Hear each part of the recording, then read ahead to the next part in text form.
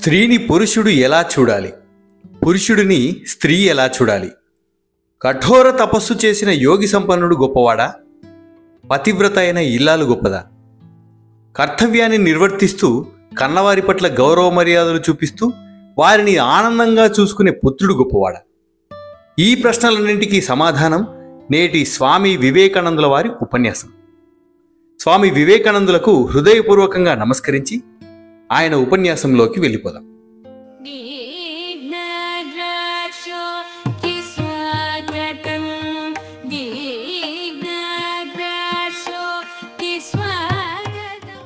నమస్కారం.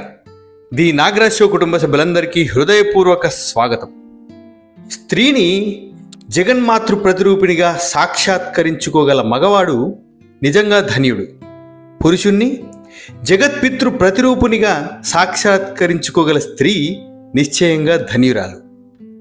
తమ తల్లిదండ్రులను ప్రత్యక్ష దైవాలుగా చూసుకునే బిడ్డలు ధన్యులు. ఇలాంటి కర్మాచరణనే బలంగా గడిస్తూ క్రమంగా మహోన్నత స్థితిని పొందండి. ఒకప్పుడు బాల సన్యాసి ఒకడు అరణ్యానికి పోయి ధ్యానోపాసనలను ఆచరిస్తూ చిరకాలం యోగాభ్యాసం చేశాడు. అలా అనేక సంవత్సరాలు కఠోర తపస్సు చేశాక ఒకనాడొక చెట్టు కింద కూర్చుని ఉండగా కొన్ని ఎండుటాకులు అతడి తల మీద పడ్డాయి. తల పైకెత్తి చూసేసరికి ఒక కాకికి కొంగకు చెట్టు మీద దెబ్బలాట జరుగుతోంది. అది చూసి అతడు కోపించి ఇలా అన్నాడు, ఏమిటేమిటి, ఎండుటాకులను నా తల మీద పడేటట్లు సాహసించారా? ఇలా అంటూ వాటిని కోపంతో చూశాడు.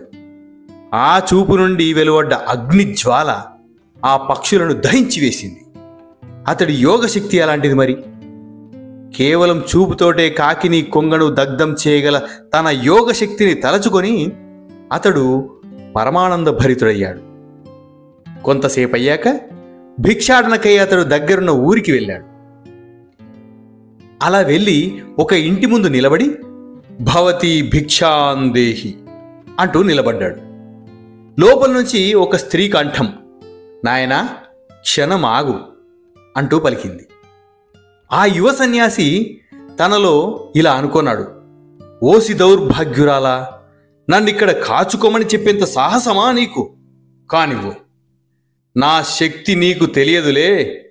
అతడిలా అనుకుంటుండగా లోపల నుండి మరల ఇలా వినవచ్చింది, అబ్బాయి గర్వపడకు, నేను కొంగను కాను, కాకిని కాను. ఆ మాటలు విని అతడు ఆశ్చర్యచకితుడయ్యాడు. ఏమైనప్పటికీ అతడు కాచుకోవలసి వచ్చింది. చివరకు ఆమె భిక్షం వేయడానికి వచ్చింది. తక్షణమే ఆ యువ సన్యాసి ఆమె పాదాల మీద పడిపోయి ఇలా అన్నాడు, అమ్మా, ఆ సంగతి మీకెలా తెలిసింది? దానికి ఆమె ఇలా బదులిచ్చింది, నాయనా, నీ యోగం కాని సాధనలు కాని నాకు తెలియవు. నేను సామాన్యురాలిని. నా భర్తకు జబ్బుగా ఉండడం చేత ఆయనను సేవిస్తూ నిన్ను వేచి ఉంచాను. యావజ్జీవం నా ధర్మాన్ని నిర్వహించడానికే శ్రమించాను. అవివాహితనై ఉన్నప్పుడు నా తల్లిదండ్రుల పట్ల నా ధర్మాన్ని నిర్వర్తించాను.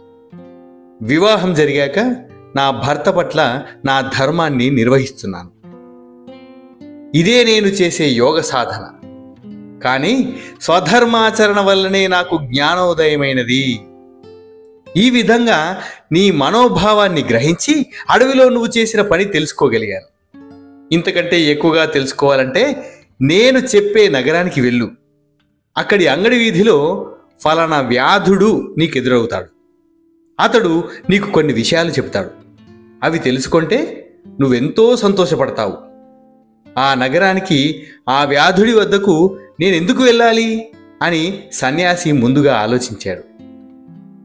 కానీ తను కల్లారా చూసిన సంఘటన అతడిలో కొంత తెలివి కలిగించింది. కాబట్టి అతడు ఆ ఫలానా నగరానికి వెళ్ళాడు. నగరంలో బజారు వీధి కనబడింది. కాస్త దూరంలో స్థూలకాయుడైన ఒక వ్యాధుడు పెద్ద పెద్ద కత్తులతో మాంసాన్ని ఖండిస్తూ కొనడానికి వచ్చిన వాళ్లతో బేరాలాడుతూ సంభాషించడం కనపడింది. అప్పుడు ఆ యువ సన్యాసి ఇలా అనుకున్నాడు, శ్రీరామ రక్ష, ఇతడి వద్ద నేను ధర్మాన్ని నేర్చుకోబోయేది. చూడబోతే ఇతడు రాక్షస అవతారం, అంతకంటే మరేం కాదు.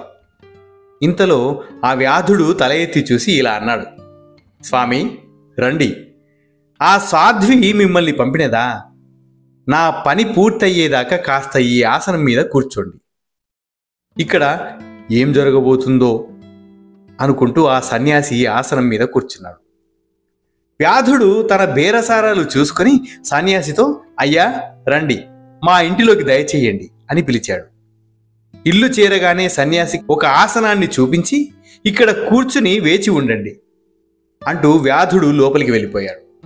తరువాత అతడు వృద్ధులైన తన తల్లిదండ్రులకు స్నానం చేయించి భోజనం తినిపించి వారిని సేవించాక సన్యాసి వద్దకు వచ్చి ఇలా అన్నాడు, నన్ను చూడడానికి మీరు వచ్చారు, నేను మీకు చెయ్యగల పనేమిటో సెలవివ్వండి. సన్యాసి అప్పుడు ఆ వ్యాధుణ్ణి జీవుని గురించి దేవుణ్ణి గురించి కొన్ని ప్రశ్నలు అడిగాడు. ఆ విషయాల మీద వ్యాధుడు గొప్ప ఉపన్యాసం ఇచ్చాడు. వ్యాధగీత అనే పేరిట ఇది మహాభారతంలో ఒక భాగమై వేదాంత మహోన్నత తత్వరాశిగా విరాజిల్లుతోంది. వ్యాధుడు తన బోధనను పూర్తి చేసేసరికి సన్యాసి ఆశ్చర్యచకితుడై ఇలా ప్రశ్నించాడు, మీరెందుకు ఇలాంటి శరీరాన్ని ధరించి ఉన్నారు? ఇంతటి విజ్ఞానులై మీరు ఇలాంటి ఏహ్య కర్మలను చేస్తూ ఎందుకు ఈ వ్యాధ శరీరాన్ని ధరించారు? దానికి వ్యాధుడు ఇలా జవాబిచ్చాడు, నాయనా, ఏ కర్మ ఏహ్యం కాదు, ఏ కర్మ మలినం కాదు. జన్మచేత నేను ఇలాంటి పరిస్థితుల మధ్య ఉన్నాను. బాల్యంలో ఈ వృత్తి నేర్చుకున్నాను. నాకు సంఘం లేదు. నా విధిని చక్కగా నిర్వర్తింప ప్రయత్నిస్తున్నాను. గృహస్థుడనై నేను నా ధర్మాలను నిర్వర్తించ ప్రయత్నిస్తున్నాను. నా తల్లిదండ్రుల సుఖానికై నా శక్తివంచన లేకుండా పాటుపడుతున్నాను. మీ యోగం గురించి నాకు తెలుసు. నేను సన్యాస స్వీకరణ చెయ్యలేదు. సంసారాన్ని వదిలి అరణ్యానికి పోలేదు. అయినా మీరు నా వద్ద చూసినట్టి విశేషాలన్నీ స్వర్ణాశ్రమ ధర్మాన్ని నిస్సంగత్వంతో నిర్వర్తించడంతో నాకు లభించాయి అన్నాడు. ప్రాప్యము ప్రాపకము ఒక్కటి కావాలి. నువ్వొక కర్మను నిర్వర్తిస్తున్నప్పుడు ఇతరమైన దేనిని లక్ష్య పెట్టవద్దు. దాన్ని ఆరాధనగా, మహోన్నత ఆరాధనగా ఉనర్చుతూ ఉన్నంతసేపు నీ జీవితాన్ని దానికి అర్పించు.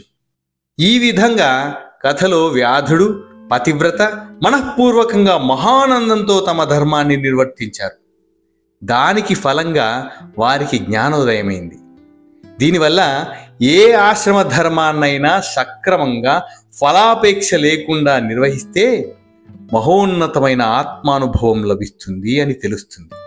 ఫలాపేక్ష లేని వ్యక్తికి సమస్త కర్మలు సమాన యోగ్యాలై కనబడతాయి.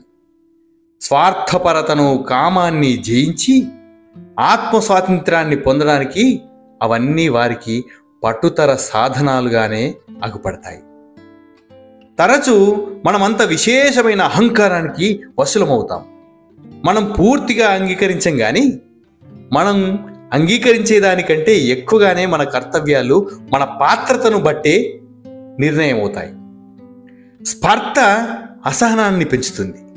దానిచే దయాళుత్వం నశిస్తుంది. అతడి జీవితమంతా తప్పకుండా వ్యర్థమైపోతుంది. కాబట్టి పని చేస్తూనే ఉందాం. మన కర్తవ్యం ఏదైనా కానీ చేస్తూనే ముందుకు సాగుదాం. చక్రానికి మన భుజాన్ని తగిలించి సర్వదా సంసిద్ధులమై ఉందాం. అప్పుడు మనం వెలుగును తప్పక సాక్షాత్కరించుకోగలం అంటారు స్వామి వివేకానంద తమ ఉపన్యాసంలో.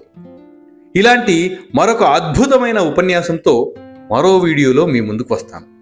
అంతవరకు సెలవు. ధన్యోస్మి. శుభం భూయాత్.